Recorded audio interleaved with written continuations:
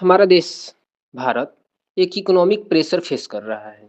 Prime minister ने खुद देशवासियों से अपील की, गाड़ी कम यूज करिए, फ्यूल बचाइए।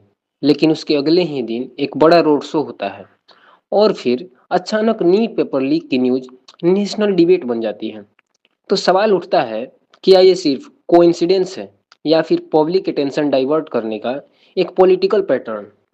नमस्कार दोस्तों, मेरा नाम शुभम कुमार तिवारी है। आज हम बात करेंगे इकोनॉमिक क्राइसिस, पॉलिटिकल मैसेजिंग और नीट पेपर लीक कंट्रोवर्सी के बीच कनेक्शन को लेकर के। सोशल मीडिया पर बहुत लोग ये क्लेम कर रहे हैं कि जब भी देश किसी बड़े इशू को फेस करता है, तब कोई ना कोई दूसरा सेंसेशनल इशू हेडलाइंस कैप्चर कर लेता है। सबसे पहले इकोनॉमी की बात करते हैं। इन्फ्लेशन, फ्यूल प्राइजेज, अनएम्प्लॉयमेंट और मिडिल क्लास की फाइनेंशियल प्रेशर वाली प्रॉब्लम्स ऑलरेडी पब्लिक डिस्कशन का पार्ट बन चुकी है।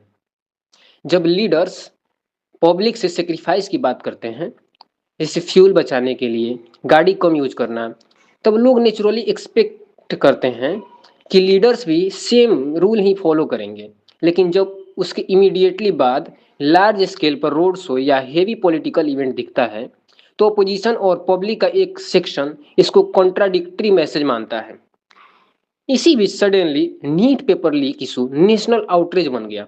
स्टूडेंट्स प्रोटेस्ट करने लगे, पेरेंट्स टेंशन में आ गए और मीडिया का फोकस एजुकेशन स्कैम पर शिफ्ट हो गया। अब यहाँ से कॉन्स्पायरेसी थ्योरीज और पॉलिटिकल डिबेट स्टार्ट हुई होती हैं। कुछ लोग कहते हैं कि सेंसिटिव नेशनल इश्यूज के टाइम पर मीडिया नैरेटिव को डाइवर्ट कर दिया जाता है। दूसरी तरफ गवर्नमेंट सपोर्टर्स का कहना है कि हर कंट्रोवर्सी को प्लान्ड डिस्ट्रैक्शन बोलना भी सही नहीं है। रियलिटी क्या है उसका क्लियर प्रूफ पब्लिकली अवेलेबल नहीं होता, लेकिन डेमोक्रेसी में क्वेश्चन पूछना और अकाउंटेबिलिटी डिमांड करना पब्लिक का राइट है।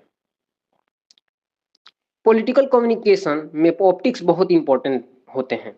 एक तरफ मैसेज देना और दूसरी तरफ ग्रैंड पब्लिक इवेंट करना, ये पब्लिक परसेप्शन को इम्पैक्ट करता है। इसी वजह से सोशल मीडिया पर लोग इस इवेंट को कनेक्ट करके देखते हैं। तो क्या नीट पेपर लीक एक प्लान डिस्ट्रैक्शन था या सिर्फ अनफॉर्चुनेट कोइंसिडेंस? इसका फाइनल आंसर शायद इन्वेस्टिगेशन और फैक्ट से ही मिलेगा। लेकिन एक बात क्लियर है, स्टूडेंट्स का फ्यूचर, इकोनॉमी की कंडीशन और ट्रांसपेरेंट गवर्नेंस, ये तीनों इश्यूज सीरियस होते हैं और इन पर ऑनेस्ट डिस्कशन होना जरूरी है, बिना ब्लाइंड सपोर्ट या ब्लाइंड हेट के। आपको क्या लगता है, कोइंसिडेंस या कैलकुलेटेड नैरेटिव शिफ्ट? कमेंट करके अपनी ओपिनियन जरूर बताएं। धन्यवाद।